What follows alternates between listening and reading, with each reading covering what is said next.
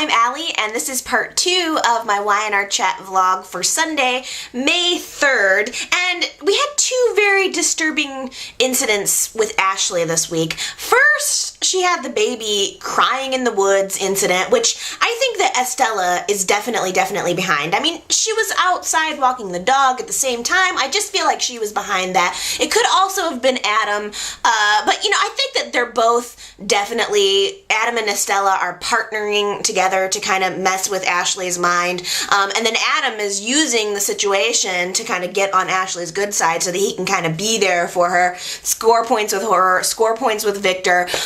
But then we had the Sabrina dress incident, which was just horrible, and I can't, for some reason, picture Adam being behind that. I don't know. Estella, I can definitely see Estella doing something like that. I mean, where did the other earring come from? It was there in perfect condition. How would she even have known that Victor gave the other earring to a little girl in Mexico? How would she, she mentioned it later in the week, and I don't even know how she would have known that. So, and then Ashley found the receipt for the dress in her closet, along with a picture of Victor and Sabrina. I don't know.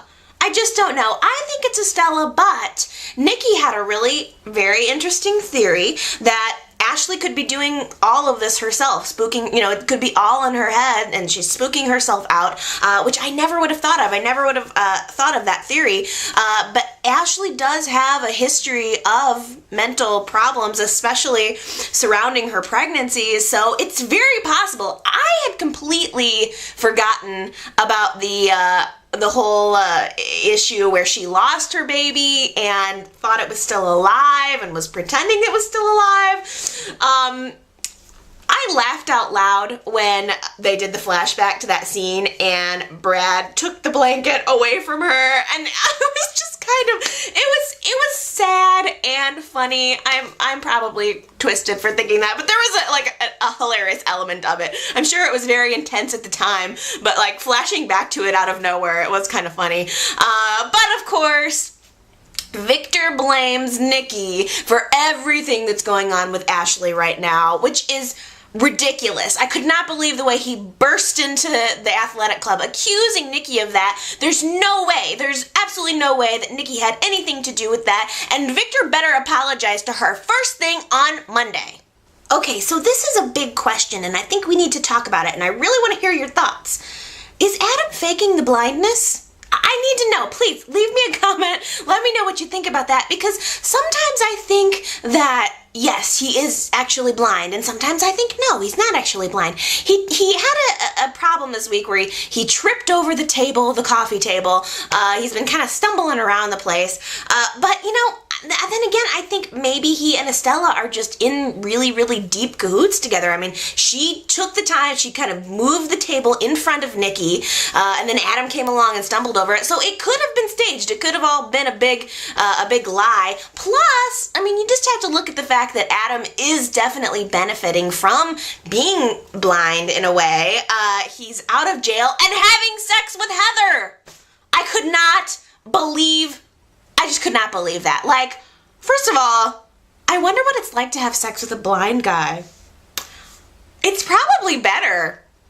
I was all for Adam and Heather 6 months ago, but now I just want to scream to her, Heather, he's using you. There's no way that he's not using her. After he lied to her for months and used her position as the district attorney to try to get Victor prosecuted, and then tried to convince her to flee the country with him. I mean, how could she go back to him? How could she go back to him after that? Like, I don't know. I'm not into it. And I think probably mostly because I officially want to see Adam and Rafe hook it up.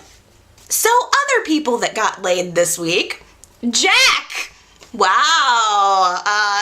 More and more I'm thinking that this Mary Jane Benson is actually Mary Jo Mason. It just makes sense in my head for some reason. I mean, she remembers things from the Abbott Mansion. She's obviously been there before. And I think we're going to see on Monday that she seems to have some kind of prior connection with Paul, or Paul sort of recognizes her. He's onto it somehow. So I don't know. Other theories, please definitely let me know what you think. Who is Mary Jane Benson? Let me know. Either way, she scares me horrifically. I think it's the eyes. She just has glass eyes, and it's just, they're sparkling and just they're just kind of evil looking. Yeah, I don't know. Jack saw her at the wedding talking to Victor, so it is possible that her cover is going to be blown sometime soon, and hopefully we'll find out. And now, saving the best for last, SHARON is pregnant. Oh my gosh, I almost can't believe it. I mean, okay, who's the daddy? Is it Nick? Is it Billy? Is it some random waiter that SHARON picked up at Jimmy's? You just never know. I can't wait. It's gotta be Nick. I think it's gotta be Nick, because he went back to Phyllis this week, and there's just no way that the writers are gonna let that last. As if this situation couldn't get any more complicated. Now SHARON is pregnant. I thought that it was very interesting early in the week that Nick and SHARON kind of argued. Nick was basically coddling SHARON, trying to get involved in her shoplifting case, and she finally told him, look, go home to your wife. Stay away from me. It's done. Stop worrying about me. It's over. And then, and only then, he went back to Phyllis and decided to patch things up. And I think that says everything that needs to be said. He only went back to Phyllis after he thought that he couldn't have SHARON anymore.